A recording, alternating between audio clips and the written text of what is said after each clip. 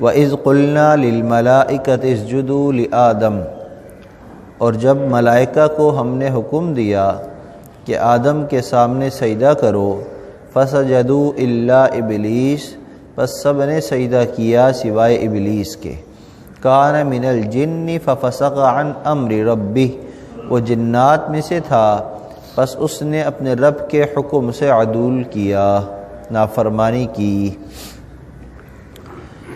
سورۃ کہف کی تفسیر چل رہی ہے۔ آیت نمبر 50 کا کچھ حصہ میں نے آپ کے سامنے تلاوت کیا ہے، جس میں حضرت آدم علیہ السلام کو سجدہ کرنے کے حکم کا بیان ہے۔ انکار کرنے والا شیطان ابلیس، اس نے انکار کیوں کیا؟ قرآن پاک میں اس کی وجہ اللہ تعالیٰ نے یوں بیان فرمائی، خلقتنی من نار وخلقتہ من طین، کہ وہ ابلیس انکار کرتے ہوئے یوں کہنے لگا کہ آپ نے مجھے جو ہے آگ سے پیدا کیا ہے اور آدم کو مٹی سے پیدا کیا ہے۔ یہ اس نے دلیل پیش کی۔ مفسرین کرام فرماتے ہیں کہ آدم علیہ السلام کو اللہ نے مٹی سے پیدا فرمایا ہے اور ابلیس کو، شیطان کو آگ سے۔ اس نے اس بناوٹ کو، ظاہر کو دیکھا کہ آگ جو ہے وہ بلندی کی طرف جاتی ہے، میں اس چیز سے بنا ہوں، لہذا میری فضیلت زیادہ ہو گئی بلندی کی وجہ سے۔ اور آدم چونکہ مٹی سے بنے ہیں اور وہ نیچے پست ہوتی ہے، نیچے ہوتی ہے، رودی جاتی ہے، اس میں بلندی والی صفت نہیں ہے، لہذا وہ مجھ سے کم تر ہے۔ اپنی عقل استعمال کی، عقلی لوجک اس نے پیش کی کہ یہ وجہ ہے کہ میں اس صفت جس چیز سے بنا ہوں وہ بلندی والی چیز ہے، لہذا میں مٹی والی بنی ہوئی چیز کے سامنے سجدہ کیوں کروں؟ یہ اس نے عقلی دلیل پیش کی۔ مفسرین کرام فرماتے ہیں اس کو اس دلیل کی وجہ سے اس کے اندر تکبر آ گیا اور وہ اس تکبر میں آ کر انکار کر بیٹھا، حکم پورا نہیں کیا۔ حالانکہ حقیقت یہ ہے کہ اللہ تعالیٰ نے آگ کو بلند بنایا ہے اور عزت والا بنایا ہے، کیونکہ اس کی صفات کو دیکھا جاتا ہے۔ اب مٹی اور آگ کی صفات کو اگر دیکھا جائے تو 5 وجوہات بیان فرمائی ہیں کہ مٹی کو اللہ تعالیٰ نے باعزت بنایا ہے، بلندی والا بنایا ہے بنسبت آگ کے۔ اور وہ کیسے؟ فرمایا کہ مٹی کے اندر کئی چیزیں ہیں، بردباری ہے اور اس میں سکون ہے۔ مٹی کو اگر ڈالتے ہیں زمین پر یوں بچھی رہتی ہے، اوپر کی طرف نہیں اٹھتی، اس میں سکون ہے۔ بردباری جس میں ہوتی ہے اس کے سکون ہوتا ہے۔ صبر والی صفت ہے مٹی کے اندر، اور یہی وجہ ہے کہ آدم علیہ السلام چونکہ مٹی سے بنے تھے تو آپ میں بردباری تھی، صبر تھا، سکون تھا، تو آپ سے جب لغزش ہوئی تو فوراً توبہ کر لی، فوراً توبہ کر لی، کیونکہ صبر بھی تھا۔ سوچنے لگے یہ مجھ سے کیا ہوا، پھر سوچا کہ یہ غلطی ہو گئی، تو وہ اپنی بناوٹ کی وجہ سے چونکہ مٹی سے بنے تھے تو اس کی صفات کا غلبہ ہوا تو فوراً توبہ کی طرف آ گئے، توبہ کر لی۔ اور آگ کے اندر بلندی ہے، اور بلندی کس بات کی علامت ہے؟ تکبر کی۔ اب آگ میں سب سے پہلی خرابی تو یہ ہے کہ اس کے اندر ہلکا پن ہے۔ آگ وزنی نہیں ہوتی، ہلکا پن ہوتا ہے، اور ہلکا پن عقل مندی نہیں، بیوقوفی کی پیشان ہے۔ کہیں جھگڑا ہو جائے، اگر کوئی زیادہ شور کر رہا ہو تو کہتے ہیں کیسا آدمی ہے یار، جھگڑ رہا ہے، عقل نہیں ہے اس کو، یعنی ہلکا ہے دوسرے کے اعتبار سے، تو یہ جھگڑ رہا ہے، یہ آوازیں بلند کر رہا ہے۔ تو ہلکا پن ہونے کی علامت ہے آگ میں، آگ میں ہلکا پن ہے، جبھی وہ بلند جلدی ہو جاتی ہے۔ اور دوسرا فرمایا کہ آگ کے اندر تیزی ہے، بلندی ہے، تیش ہے، یہ ساری چیزیں ایسی ہیں جو انسان کو، جو اس آگ جو ہے اس کو اوپر کی طرف لے جاتی ہے، جس کی وجہ سے بڑائی آ جاتی ہے۔ اور اسی وجہ سے شیطان جو ہے اس نے تکبر کیا، کیونکہ وہ آگ سے بنا تھا۔ اور دوسری وجہ فرمایا کہ قرآن پاک میں، یہ احادیث مبارکہ میں جنت کا جہاں ذکر ہے وہاں پر جنت کی مٹی کا بھی ذکر آیا ہے کہ جنت کی مٹی جو ہے مشک کی ہوگی، لیکن کہیں پر بھی قرآن و حدیث میں کہیں جنت کی آگ کا ذکر نہیں آیا، آگ کا ذکر نہیں آیا، تو پتہ چلا کہ جنت میں مٹی تو ہوگی، آگ نہیں ہوگی، کیونکہ آگ ہوتی تو اس کا ذکر بھی آتا، مٹی کا ذکر تو موجود ہے کہ مٹی، جنت کی مٹی مشک کی ہوگی، تو گویا کہ مٹی کا تعلق جنت کے ساتھ ہے، البتہ جہنم کے تذکرے میں آگ کا ذکر ہے، تو اس اعتبار سے بھی مٹی بلند ہے، اعزاز والی ہے کہ وہ جنت کی ایک مخلوق ہے، وہ جنت کا اس کو حصہ بنایا گیا ہے۔ اسی طریقے سے فرمایا کہ جب بھی کوئی سزا یا عذاب کا ذکر آئے تو وہاں آگ کا ذکر آتا ہے، مٹی کا ذکر نہیں آتا، حالانکہ مٹی کے ذریعے بھی عذاب ہوتا ہے۔ مثال کے طور پر مٹی کا جو ہے وہ گولا بنا کر اگر کسی کو مارو تو لگتا ہے، چوٹ لگتی ہے، تو سزا تو اس سے بھی ہوتی ہے، مٹی سے بھی ہوتی ہے، اینٹ بھی مٹی سے بنتی ہے، بلاک بھی مٹی سے بنتا ہے، اور یہ کسی پر گر جائے تو وہ ہلاک بھی ہو جاتا ہے۔ عذاب کی صورت تو مٹی کے ساتھ بھی ہے، لیکن قرآن اور حدیث میں جہاں پر عذاب کا ذکر ہے، آگ کا ذکر ہے، وہاں پر مٹی کا ذکر نہیں ہے، تو ایک وجہ یہ بھی ہے اس کے باعزت ہونے کی۔ اسی طریقے سے فرمایا کہ مٹی کو آگ کی ضرورت نہیں ہے، آگ کو مٹی کی ضرورت ہے، آگ مٹی پر جلتی ہے، آگ کے لیے کوئی جگہ ہونا ضروری ہے نا، اور زمین پر آگ جو ہے وہ موجود ہوتی ہے، جہاں موجود ہو وہ زمین ہے، اور زمین کو قرآن پاک میں فرمایا کہ زمین مٹی سے بنی ہے، لہذا زمین جسی بھی صورت میں ہے وہ مٹی ہی کہلاتی ہے، اور مٹی کے لیے آگ ہونا شرط نہیں ہے کہ مٹی کا وجود آگ کے بغیر نہیں ہو سکتا، ایسا نہیں ہے۔ لہذا اس اعتبار سے بھی کہ مٹی کو آگ کی ضرورت نہیں، آگ مٹی کی محتاج ہے، لہذا مٹی اس سے زیادہ اعزاز والی ہے۔ اسی طریقے سے فرمایا کہ جتنی بھی چیزیں ہیں دنیا کے اندر، جتنی بھی مخلوقات ہیں، ان سب کی پیدائش کا تعلق مٹی کے ساتھ ہے، چاہے انسان ہو، چاہے جو ہے اور مخلوقات ہوں، ہر چیز مٹی سے نکل رہی ہے، ہر چیز کا وجود مٹی سے آ رہا ہے، تو گویا کہ مٹی جو ہے وجود کا سبب ہے، اور آگ جہاں پر جلتی ہے تو وہاں چیزیں ختم ہوتی ہیں، جل جاتی ہیں، راکھ ہو جاتی ہیں، تو آگ جو ہے وہ ختم کرتی ہے اور مٹی وجود دیتی ہے، اور وجود عدم کے مقابلے میں باعزت ہے، اعزاز والا ہے، لہذا مٹی اس وجہ سے اعزاز والی ہے۔ اور فرمایا وَإِذْ قُلْنَا لِلْمَلَائِكَةِ اسْجُدُوا لِآدَمَ، ہم نے ملائکہ سے کہا سجدہ کرو کس کو؟ آدم کو۔ کس کو کرو؟ آدم کو۔ اللہ تعالیٰ نے قرآن پاک میں آدم علیہ السلام کا ذکر مختلف انداز میں کیا ہے، جس کو مفسرین کرام نے یوں فرمایا کہ اللہ تعالیٰ نے قرآن پاک میں آدم علیہ السلام کو اعزاز عطا فرمائے ہیں۔ سب سے پہلا اعزاز نیابت، انی جاعل فی الارض خلیفہ، میں اپنا خلیفہ بنانا چاہتا ہوں زمین میں۔ گویا کہ انسان آدم علیہ السلام جو ہے زمین پر اللہ کے خلیفہ ہیں، اللہ کے خلیفہ ہیں، تو کتنا بڑا اعزاز دیا، نیابت الہی کا اعزاز دیا۔ دوسرا تخلیق الہی کا اعزاز بھی آپ کو ملا، انی خالق بشرا من طین، اللہ فرما رہے ہیں کہ ہم نے بشر کو پیدا کیا، اللہ کہہ رہے ہم نے پیدا کیا، تو گویا کہ اللہ نے آپ کو تخلیق کیا، اللہ نے آپ کو تخلیق کیا، تو تخلیق آدم کا اعزاز بھی اللہ تعالیٰ نے آدم علیہ السلام کو عطا کیا۔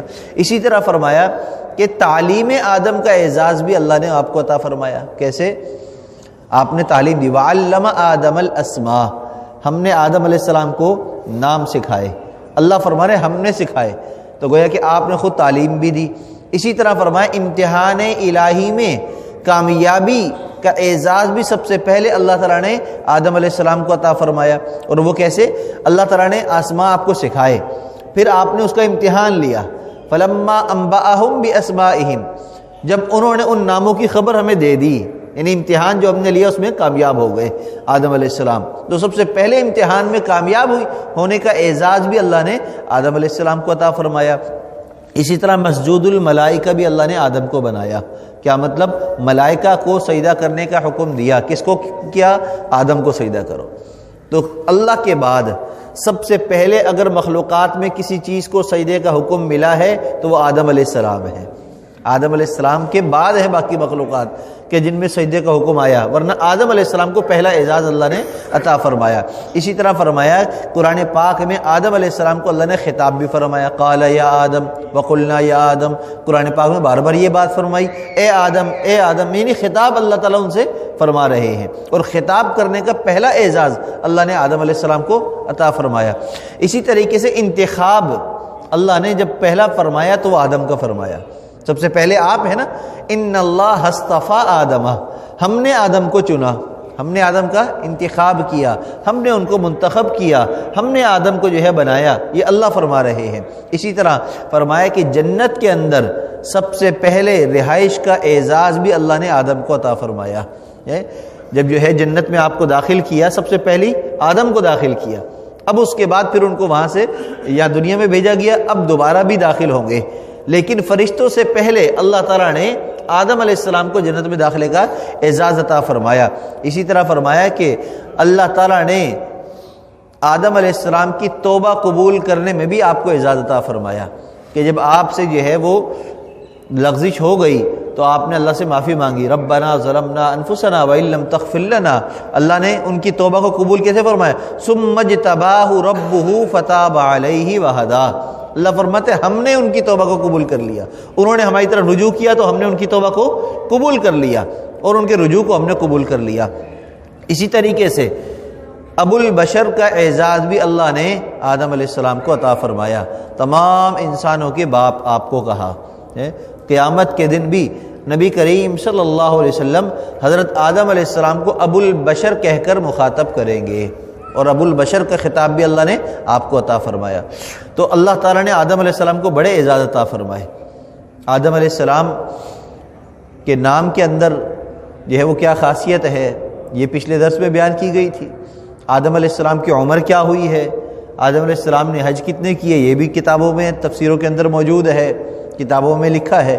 آدم علیہ السلام کی عمر کے بارے میں روایتوں میں ہے 1000 سال آپ کی عمر ہوئی ہے، 1000 سال، اور آپ نے جو حج کیے پیدل حج کیے، کتنے پیدل، اور پیدل آپ نے، یہ بلاد ہند میں آپ کی رہائش تھی، عرب میں نہیں تھی آپ کی، بلاد ہند جو اس زمانے میں کہلاتے ہیں اس زمین پر آپ کی رہائش تھی، اور اپنی جگہ سے آپ نے 60 حج کیے ہیں پیدل۔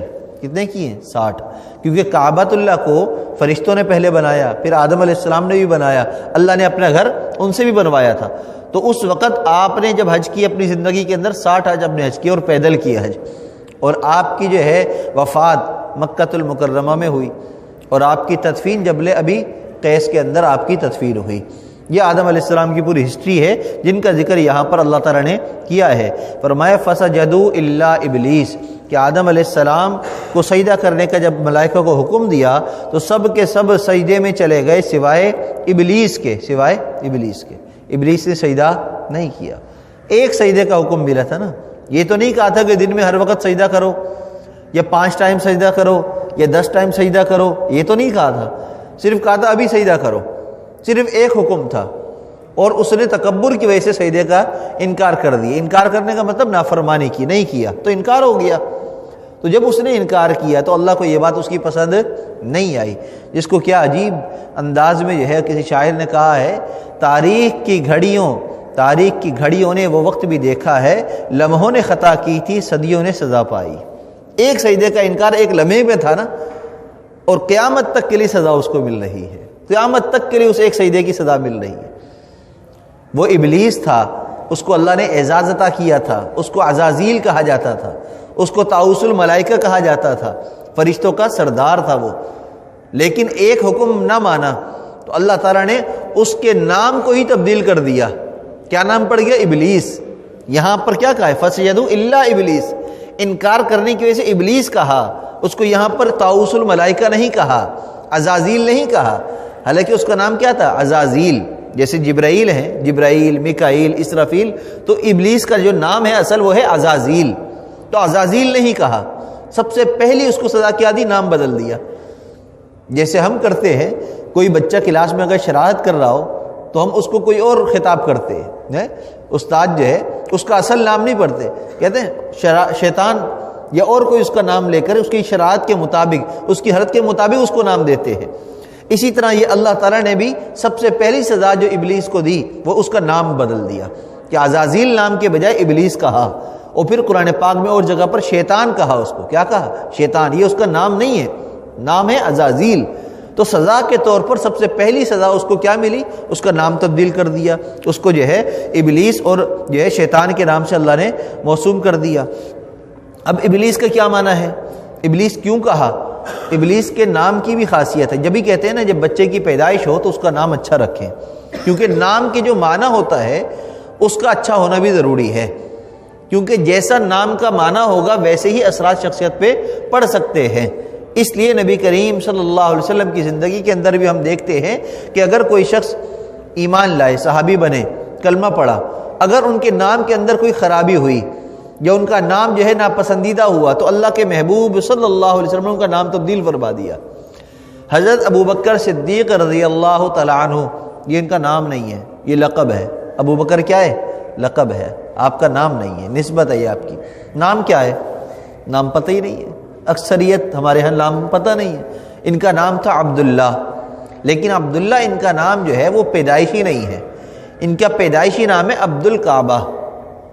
کیونکہ میں نے جمعے کے بیان میں یہ بات بتائی تھی کہ جب ان کی والدہ جو تھی انہوں نے منت مانی تھی اور کہا تھا کہ اللہ آپ نے اگر مجھے بیٹا دیا تو میں اس کو کعبہ کے لیے وقف کر دوں گی، کیونکہ ان کے پے در پہ بیٹے انتقال کر گئے تھے تو انہوں نے یہ منت مانی تھی۔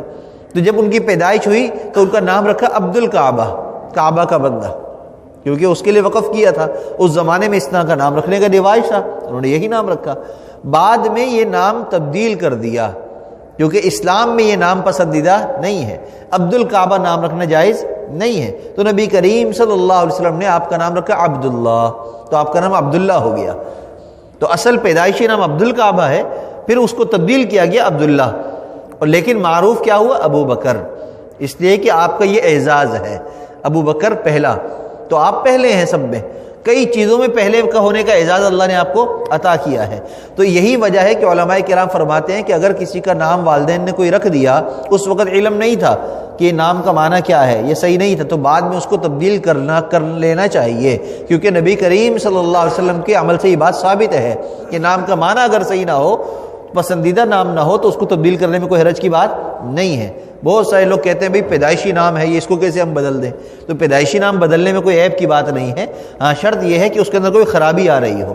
لیکن ہمارے ہاں عام طور پر نام تبدیل کرنے کی جو وجوہات سامنے آتی ہیں وہ صحیح نہیں ہیں، اور وہ کیا ہیں؟ بچہ بیمار بہت ہو رہا ہے، بچے کو نظر لگی ہوئی ہے، بچے کی جو ہے گروتھ نہیں ہو رہی ہے، تو اس وجہ سے جو ہے لوگوں نے مشورہ دیا، روحانی ہم گئے فلاں کے پاس، پیر صاحب کے، انہوں نے کہا نام بدل دے۔ تو یہ نام بدلنے کی جو وجہ ہے نا، یہ درست نہیں ہے، اس لیے کہ بچے کا اگر نام کے اندر معنی صحیح ہے تو پھر کوئی بوجھ کی بات نہیں ہے، پھر کوئی اس کے برے اثرات کی بات نہیں ہے، اس کا تعلق اس کی صحت کے ساتھ نہیں ہے۔ ہاں نام کا معنی اگر اچھا نہ ہو تو اس کا اثرات پڑتے ہیں طبیعت پر، لیکن اگر نہ، جیسے ہم کسی کو کہیں نا شیطان، یہ مثال کے طور پر گدھا ہے نا، گدھا بھی جانور ہے، شیر بھی جانور ہے، اگر کسی کو کہیں شیر ہو تم، خوش ہو جاتا ہے، کیوں؟ شیر میں بہادری ہے، جنگل کا بادشاہ ہے، تو وہ صفت ذہن میں آتی ہے شیر کہنے سے۔ تو جیسے ہی کوئی کہتا ہے نا تم شیر ہو، کہتے ہیں ہاں یار میں شیر ہوں، حالانکہ شیر بھی جانور ہے، اسی کی طرح جانور گدھا بھی ہے، لیکن کسی کو گدھا کہو تو وہ برا مانتا ہے، کیوں؟ اس لیے کہ گدھے کو لوگ برا سمجھتے ہیں کہ وہ شیطان کو دیکھ کر آوازیں نکالتا ہے، تو اس کے پاس بدبو ہوتی ہے، وہ ایسا ہے ویسا ہے، بری صفات اس کی معروف ہے۔ تو گدھے کے نام سے لوگ چڑھ جاتے ہیں، شیر کے نام سے نہیں چڑھتے، حالانکہ شیر بھی جانور ہے، گدھا بھی جانور ہے۔ تو پتہ چلا کہ نام کا اثر ہوتا ہے، اسی لیے فرمایا کہ جو اس کا معنی اور مفہوم مشہور ہے وہ اگر برا ہے تو نام بدلو، لیکن بیماری ہے، کرود نہیں ہو رہی ہے، بچہ روتا رہتا ہے، چڑچڑا ہے، یہ وجوہات نام بدلنے کی درست نہیں ہے، یہ اس نام کی وجہ سے کوئی اثر نہیں پڑتا۔ بہت سارے لوگ آتے ہیں مشورہ کرنے کے لیے کہ نام بتا دیں، نام تبدیل کرنا ہے، بچہ 1-6 مہینے کوئی بیمار پڑا ہوا ہے، صحیح نہیں ہو رہا، نام بدلنا ہے۔ بھئی نام بدلنے سے وہ صحیح نہیں ہوگا، بلکہ اس کے بدن کے اندر کوئی بیماری ہے، اس کا علاج کرنے سے صحیح ہوگا۔ اب وہ بیماری جو ہے بدنی ہے تو بدن کا علاج کریں، روحانی بیماری ہے تو روح کا اس کی علاج کریں، یعنی کہ جو بیماری ہے اس کا علاج کریں، بیماری کا علاج کریں گے تو وہ درست ہو جائے گا، صحیح ہو جائے گا۔ لہذا نام کا بھی اب ابلیس کہا اللہ نے، الا ابلیس، ابلیس ابلاس سے ہے، کس سے؟ ابلاس۔ ابلاس کا معنی ہے مایوسی، غمگین۔ قرآن پاک میں جہنمیوں کے ایک طبقے کو مبلسون، غم زدہ ہوں گے، غموں کے اندر آ جائیں گے، جہنم میں جب ڈالے جائیں گے مبلسون، غم زدہ ہو جائیں گے، وہ غم والے ہوں گے، دکھ والے ہوں گے۔ تو ابلیس کے اندر ایک معنی اس کا ہے غم، اور ایک ہے رحمت سے دوری، اور ایک ابلیس کا معنی ہے مایوسی۔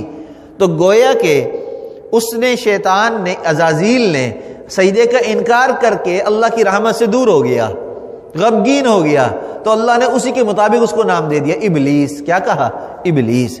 تو اس لیے ابلیس کہنا بھی اچھی بات نہیں ہے، شیطان کہنا جس طرح بری بات ہے، ابلیس کہنا بھی بری بات ہے، اس کا معنی اچھا نہیں ہے۔ بایزید بستامی رحمۃ اللہ علیہ بہت بڑے اللہ کے ولی گزرے ہیں، وہ فرماتے ہیں کہ اللہ تعالیٰ نے ایک کتا بنایا اور ایک مردار، جیسے کتا ایک مخلوق ہے اور مردار کیا ہے، فرمایا کہ الدنیا جیفتن، الدنیا جیفتن، نبی کریم صلی اللہ علیہ وسلم کا یہ فرمان ہے کہ دنیا مردار ہے، دنیا مردار ہے، کتا اللہ کی مخلوق ہے اور دنیا مردار ہے۔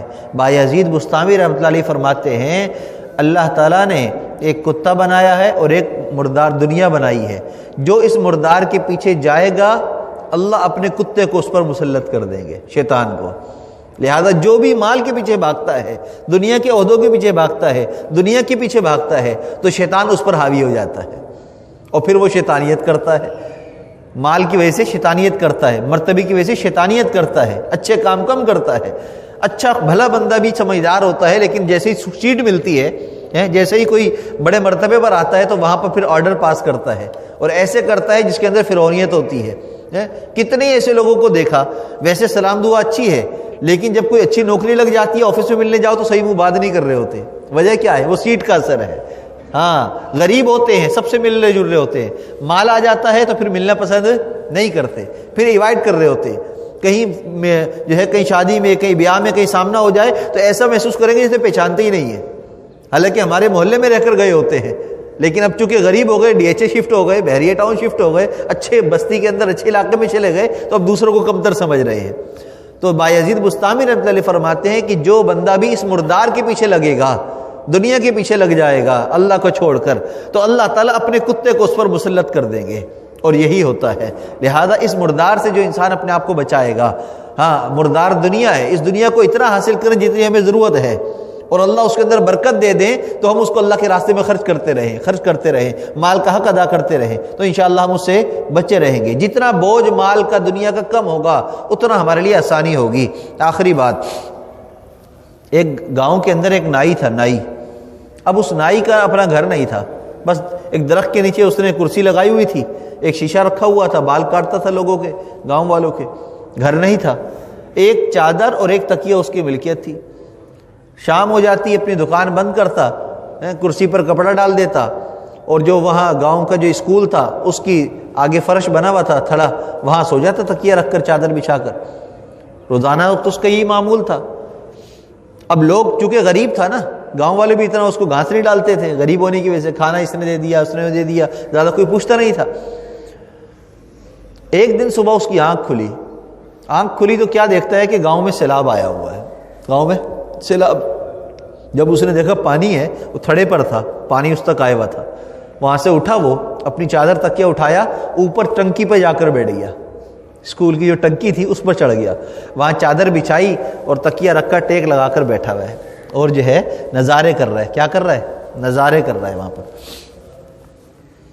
اب لوگوں کو دیکھ رہا ہے، کوئی جو ہے اپنے گھر سے چرپائی اٹھا کر لے کے جا رہا ہے، پانی سے بچا رہا ہے، کوئی جو ہے نا کچھ کر رہا ہے، سامان اپنا سمیٹ رہا ہے۔ اب یہ وہاں پر بیٹھا ہوا ہے، ہنس رہا ہے، دیکھ رہے لوگوں کو۔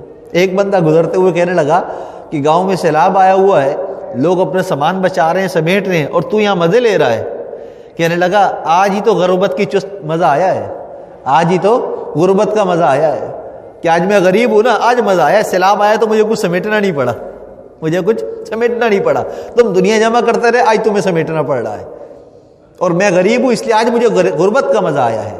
ایک بہت بڑے اللہ کے ولی ہیں، وہ یہ واقعہ بیان فرما کر کہتے ہیں قیامت کے دن بھی یہی منظر ہوگا۔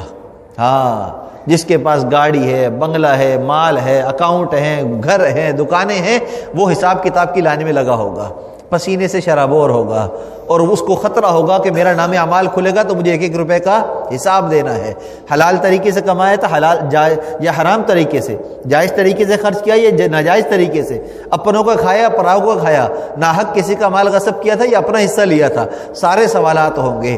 ہاں، اور جو غریب ہوگا نا وہ اس نائی کی طرح خوش ہوگا، اس کا کوئی نام اعمال کے اندر کوئی اس کے پاس مال تھا ہی نہیں تو اس نے حساب کیا دینا ہے۔ البتہ اس نے جو غربت میں وقت گزارا، اس نے جو نمازیں پڑھی، جو اللہ کے آگے وہ رویا، دعائیں کی، وہ دعائیں اس کو ایسا لگتا تھا قبول نہیں ہو رہی، اور قیامت کے دن اللہ اس کا بدلہ اس کو عطا فرمائیں گے تو خوش ہو رہا ہوگا۔ ہاں بالکل ایک چادر تکیے کے مانند اس کا نام اعمال ہوگا ہلکا سا، اور وہ اس ہلکے سے نام اعمال کے ساتھ نیکیوں کے ساتھ جمع ہو کر اور جنت میں چلا جائے گا۔ اور جو بوجھ والے ہوں گے وہ دنیا دار ہوں گے، مال والے ہوں گے، حسب نسب والے ہوں گے، جو اپنے حسب نسب پر اتراتے ہوں گے اور دنیا پر فخر اور گھمنڈ کرتے ہوں گے، وہ سب حساب کتاب کی لائن میں کھڑے ہوں گے۔ تو اس لیے اپنے بوجھ کو ہم جتنا ہلکا کر لیں گے اتنا ہمارے لیے آخرت میں کامیابی ہی کامیابی ہے۔ جتنا بوجھ جہاں زیادہ بن جائے گا اتنا وہاں پر ہمارے لیے پریشانی اور رسوائی کا سبب، غم کا سبب بنے گا۔ لہذا اپنے بوجھ کو ہم ہلکا رکھیں اور جو اللہ نے ہمیں عطا کر دیا ہے اس پر ہم اللہ کا شکر ادا کیا کریں۔ اور مال کا، دنیا کے حسب نسب کا شکریہ یہ ہے کہ اللہ کے آگے سجدہ ریز ہو جائیں، اور مال ہے تو اس مال کا حق ادا کریں، زکوٰۃ دیں، صدقہ دیں، غریبوں پر خرچ کریں، اللہ کے راستے میں مال کو خرچ کریں، اس کو دبا کر نہ بیٹھ جائیں کہ میری نسلیں کھائیں گی۔ دیکھیے فرعون سے بڑا بادشاہ کوئی گزرا نہیں ہے، اور نمرود سے بڑی جو ہے جنت کسی نے بنائی نہیں ہے، قارون سے بڑے خزانے کسی کے پاس ہے نہیں، لیکن ان کو کچھ بھی نہیں ملا۔ ایک پانی میں غرق ہو گیا، ایک زمین میں دھسا دیا گیا، دوسرا لنگڑے مچھر کے ذریعے ہلاک ہو گیا، جنت بنانے کے باوجود جنت نہیں دے سکا، شداد نہیں دے سکا۔ تو بھائی یہ دنیا کوئی کام نہیں آتی، کوئی نسلوں کو کام نہیں آتی۔ ہاں بہت سارے دیکھیں کروڑ پتی، ان کی اولادیں پھر بھی روڈوں پر ہوتی ہیں، اس لیے کہ ناجائز طریقے سے مال کمایا ہوتا ہے تو خرچ بھی ایسے ہی ہوتا ہے، اور چند دن، مہینوں کے اندر، سالوں کے اندر سارا مال ضائع ہو جاتا ہے۔ لہذا حلال طریقے سے کمائیے، اللہ سے برکت کی دعا کیجئے، اور نماز کا اہتمام کر کے اس مال کے حق کو ادا کرتے رہیے، انشاءاللہ بوجھ ہلکا رہے گا، اور اللہ تعالیٰ جو خرچ کریں گے اللہ اس کا بدلہ قیامت کے دن ضرور عطا فرمائیں گے۔ اللہ ہم سب کو قرآن کی سمجھ اور صحیح عمل کی توفیق عطا فرمائے۔ وآخر دعوانا ان الحمدللہ۔